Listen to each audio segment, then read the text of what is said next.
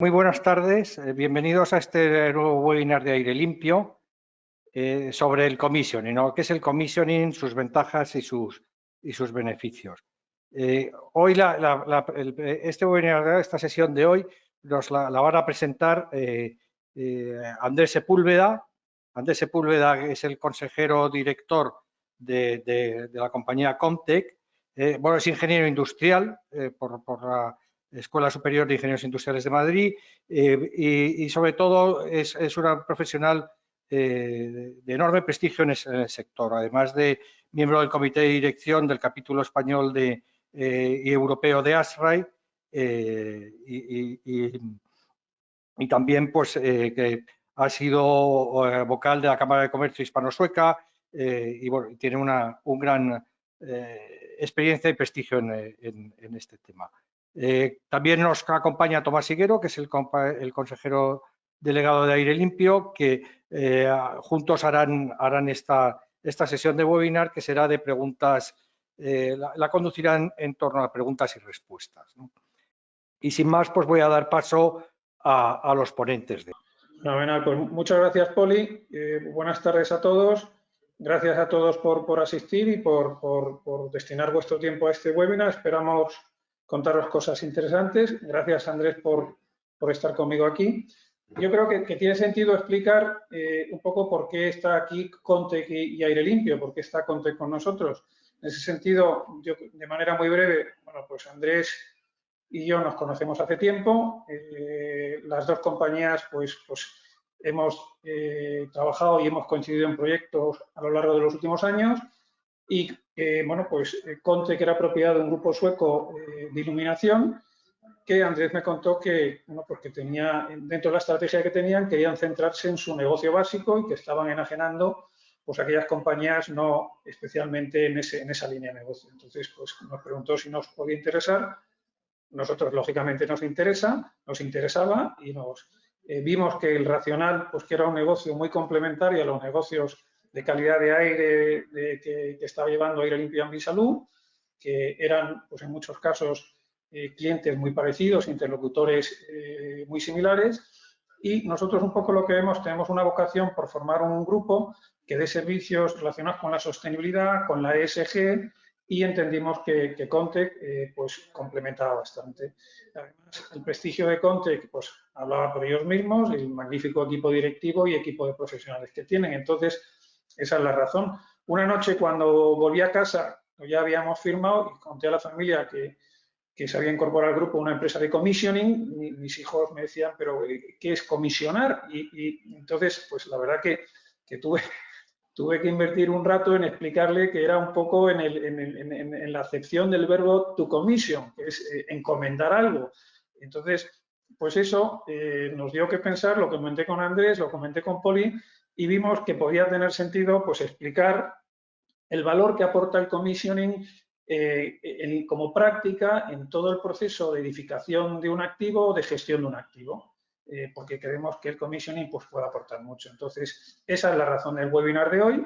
Hemos pensado que era mucho más atractivo hacerlo en un formato de pregunta-respuesta, que es más ágil que simplemente comentar una serie de cosas. Entonces, si os parece, pues voy a comenzar y yo creo que Andrés, lo primero es ¿por qué surge la necesidad del commissioning? Bueno, muchas gracias, Tomás, por la introducción.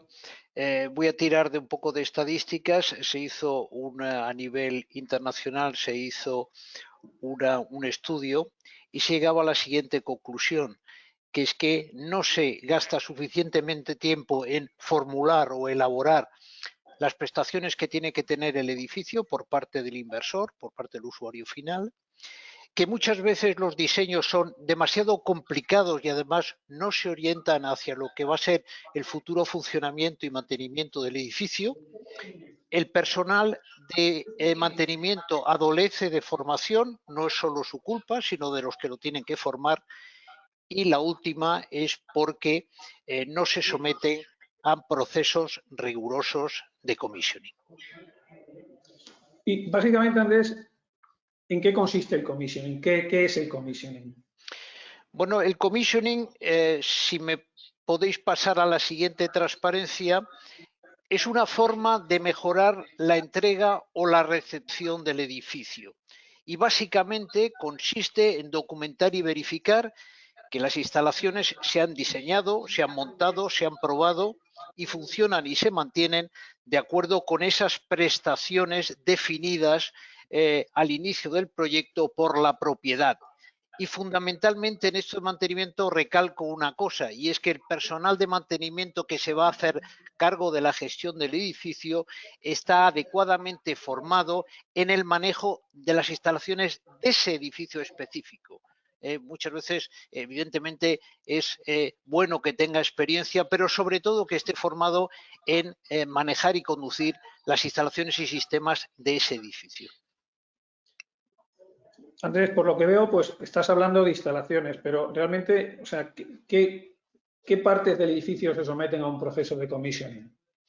Bueno, todas aquellas que presentan, digamos, una dinámica de funcionamiento. Es decir, que no son estáticas, sino que funcionan de manera dinámica. Y, por lo tanto, son todas las instalaciones, es decir, incluidas la climatización, las instalaciones eléctricas, la fontanería y saneamiento, la iluminación, sistema de control de iluminación, red de tierras y, sobre todo, también, y muy importante, lo que llamamos los nervios y la piel del edificio. Es decir, el sistema de control centralizado y la envolvente, muy importante hoy en día. ¿Y cómo se come esto? ¿Cómo se hace esto, Andrés? O sea... Bueno, básicamente, y me gustaría tener la oportunidad de decir lo que no es el commissioning, porque muchas veces para definir algo, pues tienes que decir lo que no hace o lo que no es. Entonces, lo que evidentemente el commissioning no es la puesta en marcha.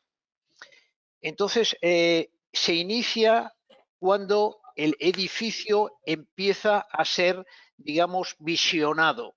En Estados Unidos, el responsable de commissioning se contrata incluso antes que el arquitecto. Pero lo que tiene que hacer, en primer lugar, es entender cómo quiere el inversor, el promotor, el usuario final, cómo quiere que funcione su edificio. En función de esto, tanto en la revisión del proyecto, que lo tiene que hacer una vez que está terminado o casi terminado, igual que en el control de ejecución, tiene que revisar lo que es la comisionabilidad de las instalaciones, es decir, su capacidad de puesta en marcha, que sea fácilmente accesible, que haya registros, que se pueda reparar, que haya áreas limpias de acceso a ellos, que se pueda ampliar, lo que se llama escalabilidad, la redundancia, la adaptabilidad a nuevas tecnologías que puedan venir. Eso es fundamentalmente lo que se llama el criterio de comisionabilidad, que es lo que en definitiva, revisa cuando se revisa el diseño, evidentemente, y también cuando se controla la ejecución del proyecto. Luego, dentro de las fases y antes de iniciar la puesta en marcha, es responsabilidad del responsable de commissioning validar la formación del personal de explotación o el personal de mantenimiento. Lo que se trata es siempre de hacerlo antes de que se inicie la puesta en marcha, con lo cual además de formarse, pueden participar en ese primer tratamiento de shock de mantenimiento que es la puesta en servicio. La entrega de la documentación final, el seguimiento durante las primeras fases de ocupación y lo que se llama el plan de seguimiento de continuous commissioning, es decir, una verificación del edificio, de las instalaciones del edificio en ciclo de vida para ver que de alguna manera se adapta a las nuevas necesidades que pueden surgir y que se monitoriza el rendimiento de los equipos principales. Yo creo que, o sea, que has mencionado que es importante no confundir puesta en marcha con un commissioning global. Entonces, de acuerdo con eso, ¿cuáles a tu juicio los factores de éxito de un proceso de commissioning? Perfecto. ¿Cuáles son? Fundamentalmente siempre está en contratar una empresa de commissioning que esté especializada en servicios de commissioning, que sea independiente para evitar conflictos de interés y que tenga certificaciones. Esto es fundamental. El segundo punto y muy importante es que goce y pueda contar con el apoyo de la propiedad desde un inicio y ganarse su confianza durante la implantación del proceso. Muy importante. Como he dicho antes, tiene que iniciarse con la revisión del proyecto de ejecución o del proyecto, digamos, en sus primeras fases o del anteproyecto inicialmente y, por lo tanto, la estrategia del commissioning tiene que estar contratada al inicio del proyecto, si es posible incluso antes que el estudio de arquitectura. Esto también es importante convencer de dos cosas a la propiedad. Por un lado, digamos que dedique presupuesto suficiente a hacer la puesta en marcha y el tiempo que se necesite. Muchas veces la puesta en servicio de las instalaciones es la típica etapa que se comprime al final. Tantas son las prisas de entregar o recepcionar el edificio que esa última etapa que está dentro de la ruta crítica de planificación en la construcción del edificio se comprime y donde inicialmente había 2 meses quedan 2 días para hacer la puesta en marcha. Esto es imposible. Si la propiedad está convencida del tema y, lógicamente, es el proceso de convencimiento del commissioning, tiene que dar suficientemente tiempo a hacer todas las pruebas. También las claves del éxito es conseguir una buena cooperación. No en dar autoridad al commissioning, que también es importante, pero ganarse la confianza y la colaboración y la cooperación de todos los jugadores que participan en el equipo de proyecto. Y, lógicamente, la segunda parte importante de convencimiento es decir, oye, que no se hagan economías con contratar un personal de mantenimiento poco experimentado. Y si se hace porque no hay más remedio, dedicar tiempo para formarlo adecuadamente. Alguna vez hay que formarlo y alguna vez hay que iniciar su capacitación. Yo creo que aquí, Andrés, la pregunta clave es, ¿cuáles son los principales beneficios del commissioning? Yo creo que no solamente verbalizarlo, sino si hay algún tipo de ratio de ahorro en obra, no sé, entrega más rápida del activo, no sé, algún tipo de métrica en este sentido. Sí, evidentemente cuando se habla de beneficios, pues lógicamente el beneficio hay que hablar, y esto cuánto cuesta, ¿no? Bueno, pues las métricas, bueno, los indicadores que hay es que más o menos puede suponer una inversión entre el 0,5 y el 1,5% de la inversión en lo que es la construcción del edificio, no en cuanto al coste de la parcela o del solar. Este es un dato bastante importante. Los ahorros de energía, como mínimos, son evidentemente de un 15% y los beneficios asociados o cosas que no van a pasar, podemos decir que aproximadamente el 50%, un estudio que se hizo en Estados Unidos sobre 60 edificios representativos, en esos 60 edificios representativos el 50% tenían problemas de control y de funcionamiento, el 40% tenían también problemas relacionados sobre todo con la climatización, el 33% tenía problemas con los sensores porque no funcionaban adecuadamente y en el 15% se habían cambiado las especificaciones y se había montado toda una cosa diferente. Entonces, esto también es importante a la hora de esas métricas. Los beneficios, pues evidentemente en cuanto a las instalaciones, vamos a tener unas instalaciones que realmente van a ser más eficientes, más fiables, se van a poder mantener mejor, van a ser más seguras. Desde el punto de vista del usuario o el que vive o que ocupa en el edificio, pues va a tener un mejor confort, con lo cual mayor bienestar, mayor productividad y motivación, si es un centro de trabajo, un centro de educación, el permitir obtener las certificaciones de sostenibilidad y bienestar que todos sabemos, como el LEED, BREEAM, como el Passive House, como el WELL y todas estas cosas, pues lógicamente exigen que haya una empresa independiente que haga el commissioning, mejorar la formación, disponer de una buena documentación que nos va a permitir hacer modificaciones de diseño o ampliaciones, que es muy importante, y un punto fundamental, alargar la vida útil de los equipos. Muchas veces me preguntan, oye, ¿eso de alargar la vida útil de los equipos, qué pasa? ¿El commissioning hace magia?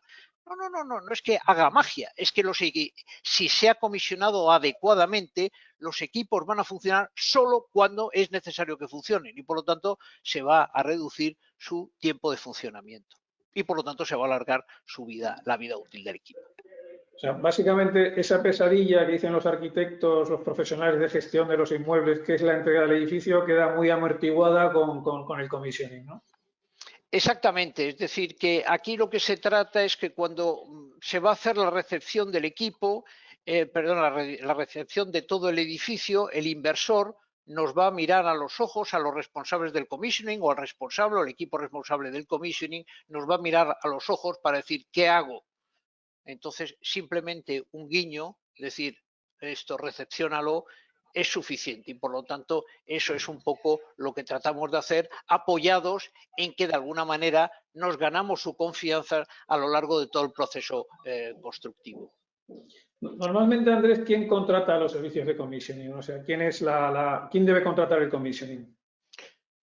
Bueno, evidentemente, para que no haya conflictos de interés, lo que se trata es que el que paga el cheque, es decir, el que firma el cheque y, por lo tanto, el inversor, el promotor, el usuario final, el que en definitiva invierte en ese edificio, es el que debe contratar el commissioning, para evitar que, lógicamente, si vamos a revisar un proyecto, porque evidentemente no sea parte de la ingeniería, si se trata de supervisar lo que hace el contratista general o los subcontratistas, pues evidentemente no tiene mucho sentido formar parte del equipo de contratación.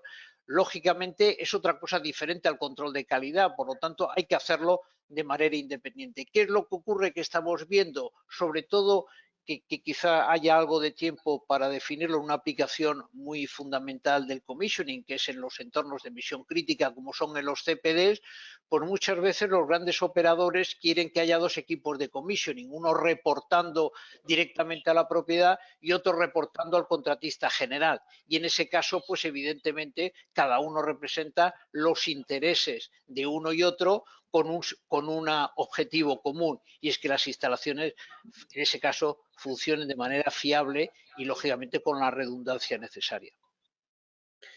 Y básicamente, Andrés, ¿en qué tipo de activo tiene más sentido? Y luego, si puedes mencionar algún caso práctico en el que se vean claramente las ventajas de commissioning. Bueno, en cualquier tipo de edificio, el commissioning es importante. Más hoy en día, cuando a lo mejor podías decir, bueno, pero un edificio de pisos o de apartamentos, bueno, el commissioning es necesario. Sí es necesario. Lo que pasa es que en definitiva a lo mejor no se puede rentabilizar tanto como un edificio destinado a oficinas, como un centro universitario, como un colegio, como un hospital, como un centro comercial, como un hotel, como una residencia de estudiantes, donde evidentemente se va a rentabilizar muchísimo el commissioning. Por lo tanto, yo creo que en todos, donde resulta, y quizá por mencionar, y lo he dicho antes como un caso práctico, un entorno de misión crítica, un CPD, es básico el tener el comisión por una sencilla razón, porque no solo hay que probarlo en condiciones normales de funcionamiento, lo cual ocurriría en un hospital, por ejemplo, en un centro comercial, sino que además hay que probarlo en modo fallo, en modo mantenimiento de los equipos, para ver que evidentemente el edificio o las instalaciones o sistemas del edificio, en este caso en entorno de misión crítica, siguen dando el servicio que es necesario. Y luego, o sea, un poco lo que estamos viendo ahora mismo en el contexto de contratación de proyectos, o sea, de obras en España, es que hay una mayor preponderancia de las constructoras. En este escenario, ¿no tiene todavía incluso mayor importancia la contratación del commissioning? Evidentemente lo tiene, y lógicamente se puede uno transformar como commissioning manager o supervisor de commissioning precisamente en los ojos de la propiedad a la hora de hacer todas las supervisiones y validaciones. No olvidemos que también la puesta en marcha tiene que validarse por parte del commissioning. Es importante también, lógicamente, que no se hagan economías a la hora voy a hacer la mitad de las pruebas, o si no me lo piden no hago la prueba, o si me sale mal, como nadie me la va a supervisar, la doy por buena. No. El que haya, lógicamente, una empresa de commissioning implicada en el proyecto hace que se hagan todas las pruebas y que se obtengan los resultados. ¿Y por qué se tienen que obtener los resultados? Por una sencilla razón. Los resultados parten de la base de que cuando se hizo el proyecto, tanto el cálculo de los valores de diseño como de las condiciones de diseño se tienen que medir y se tienen que verificar, y por lo tanto esto es lo que se tiene que hacer o validar por parte del commissioning, tanto en cuanto esos valores nos permitan obtener las prestaciones que el inversor o que la propiedad quiera hacer en su edificio. Es un trabajo colaborativo, en definitiva, se esté de un lado o de otro, pero lógicamente hay que velar porque el proyecto, sobre todo si es de nueva construcción, se cumpla todos los requisitos y toda la demanda que había de prestaciones por parte del usuario de la propiedad. O sea, commissioning, como su nombre indica, es una práctica de origen anglosajón. Entiendo que está muy establecida tanto en Estados Unidos como en el Reino Unido. O sea, ¿cómo de establecida están estos países y cómo de incipiente o ya establecidas en España? Bueno, más o menos podríamos decir que tanto en Estados Unidos como en Inglaterra, el Reino Unido y en los países del Próximo Oriente, donde la influencia de estos dos países es muy importante, evidentemente el 50% de los edificios de toda tipología se somete a un proceso riguroso de commissioning. Tenemos que entender que no solo el commissioning se debe aplicar cuando hay una certificación de sostenibilidad de por medio, se tiene que aplicar idealmente en todas las instalaciones, se pida o no en la certificación de sostenibilidad que se quiera implantar. Por lo tanto, en esos países aproximadamente, pues eso, el 50% de los edificios están sometidos a procesos rigurosos de commissioning. El 25% no hay commissioning, pero hay una puesta en marcha adecuada, y el 25% no se comisiona y, por lo tanto, evidentemente, ese será un edificio que tendrá que convivir con todos los problemas de no haber hecho el commissioning, y a lo mejor en su ciclo de vida se debe plantear hacer el commissioning que no se hizo, porque en definitiva la empresa de mantenimiento, el personal de mantenimiento heredan unas instalaciones que no se hizo adecuadamente la puesta en marcha, con lo cual, además de mantener las instalaciones, la tienen que poner en marcha. Y hay veces que hay que convivir con los problemas que se tiene. Lo que no es pensable es que, si se trata de un hotel, puedas convencer al hotelero correspondiente: oye, tienes que desalojar el hotel y sin clientes durante 3 semanas porque hay que hacer la puesta en marcha o hay que hacer el commissioning. Por lo tanto, esto es así. En España, concretamente, yo creo que en edificios no residenciales, los importantes, pues yo creo que por lo menos se hace en un 30%, y por lo tanto, digamos, hay un largo recorrido para que todos los edificios se deban someter a un proceso riguroso de commissioning, no solo sea cuando me piden la certificación LEED, porque en ese caso es no creer en las ventajas y los beneficios que se obtienen por implantar un proceso riguroso de commissioning. Dices que el 30% de los proyectos importantes. Exacto, 30%. Vale. Luego, a mí hay un tema que me llama la atención, o sea, el commissioning. Hasta ahora has hablado de proyectos de reforma o de nueva construcción. Entiendo que el commissioning tiene mucho sentido en edificios en explotación, edificios que tengan 10, 15 años, pues todo esto. Si puedes contarnos un poco sobre costes y fundamentalmente beneficios que pueda tener. En este caso entiendo que es para el propietario el hecho de hacer esta actividad que se llamaría retrocommissioning, ¿no? Exacto, exacto. Aunque ahora mismo, bueno, hay una evolución de todos estos conceptos, commissioning de edificio existente, retrocommissioning, etcétera. Pero es importante utilizar bien, porque también se habla de otro concepto, que es el recommissioning. En eso no es, el recommissioning se trata de un edificio que no se comisionó en su día, cuando se debía de haber hecho, pues se comisiona de nuevo, con todas las limitaciones o restricciones que eso pueda tener.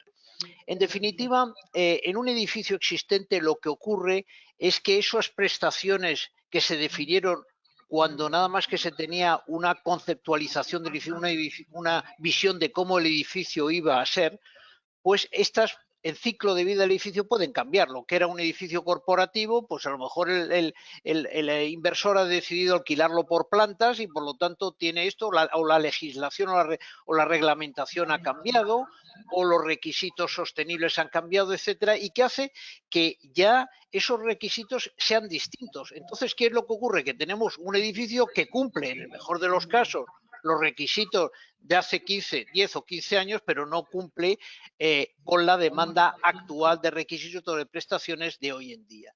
¿Qué es lo que hay que hacer? Pues el commissioning de un edificio existente o el retrocommissioning nos permite eso. Primero, analizar qué demanda ese edificio. Identificar las deficiencias que tiene el edificio, sus instalaciones, para cumplir con eso.